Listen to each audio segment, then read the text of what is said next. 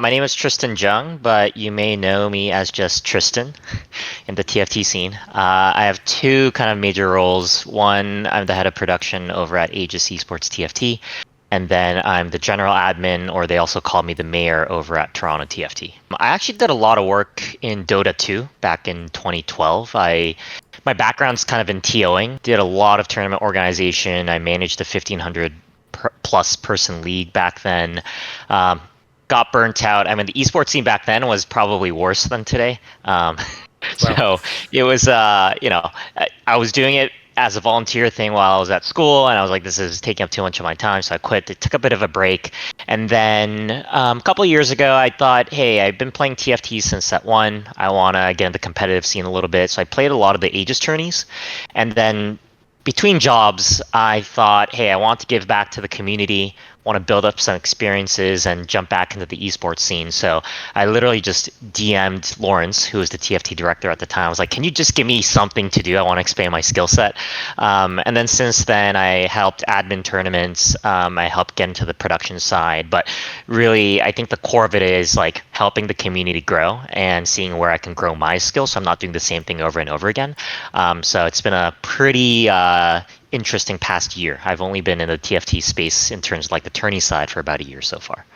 Since a lot of this is grassroots, it's obviously something that has passed many hands. It's been kind of a collaborative effort. So working a lot with folks such as Benjamin's or Lawrence from Aegis Esports, consulted with the Giant Slayer folks when they were still running to build a lot of this technology. But in terms of what we have built together, I think the biggest thing is making sure we're able to control OBS scenes remotely. So collaborating on the scene, so it's not one person making all the changes to make the scenes go, or nameplate changes, etc. I think that's been the biggest kind of tech that we've invested in, because this is mostly a volunteer role for a lot of folks. So we have a lot of people coming in, coming out. So we want to make sure we're able to increase the redundancy there. mhm. And then specific to TFT, I think the biggest thing has been there's a lot of names, a lot of scores to update across so many scenes.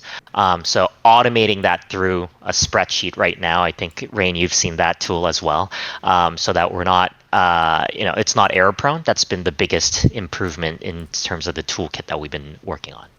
When you're not working on this, tournaments like this, which I know you're not going to be on this one, you do have a lot of other stuff going on in and outside of the TFT space.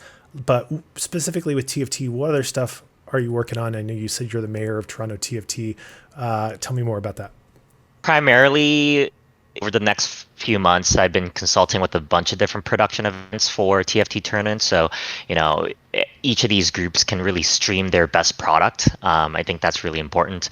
Toronto TFT for sure. I try to wear this shirt every time I'm in some interview or whatnot, just to remind folks that we beat Gangly. We crushed Tri-State. But Toronto TFT, we're actually celebrating our 1 year anniversary at the end of August. So we're partnering with a lot of cool people. I don't want to spoil too much, but you'll see it on our Twitter account. And we're actually running a very large social potluck. We rented a part of an island nearby, and we're doing a barbecue. So if you're in the area, swing on by. It'll be a fun time. But yeah, other than that, I think there are longer term things. I've been working with a lot of my partners in crime in the TFT space to see how we can do more unique experiences. So hopefully you can see more of that coming up next year. Yeah, if you're in the Toronto area and you want to go to a barbecue on an island, that sounds awesome to me. Send Tristan a DM.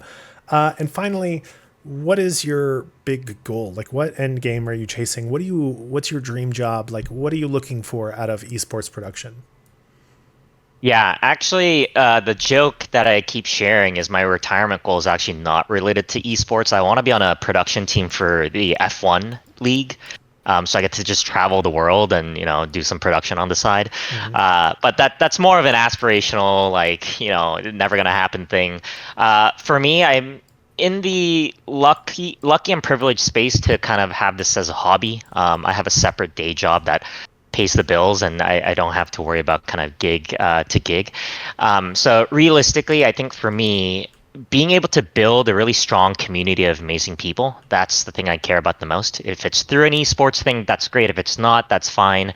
But I think that's what I care about. And that's why I've kind of shifted away from a little bit more from the virtual side and more the IRL side, so that I can help foster this community. Thank you for the interview, and always glad to be working together. Some of my other partners in crime, Lawrence and Boises, always want to, share my gratitude with them for helping me out. And then I really want to make sure someone Canadian wins this sub regional. So any Canadian player in this tournament, I want to shout them out and give them a little bit of good luck so that they can make it to the end. For sure. I'm a world traveler, so my heart is in NA. So NA is going to win this tournament. I have a feeling. So I'm going to be happy no matter what. But if it's Canadian for you, I'll root for them. I'll take an eye, keep an eye on the score sheet and pick my favorites. But I know you're my favorite producer. I don't have to read any sheet to find that out. Thank you so much for your time, my dude, and happy birthday and have fun Oh, this weekend. thank you. Yeah. Yeah, thank you so much. Hey,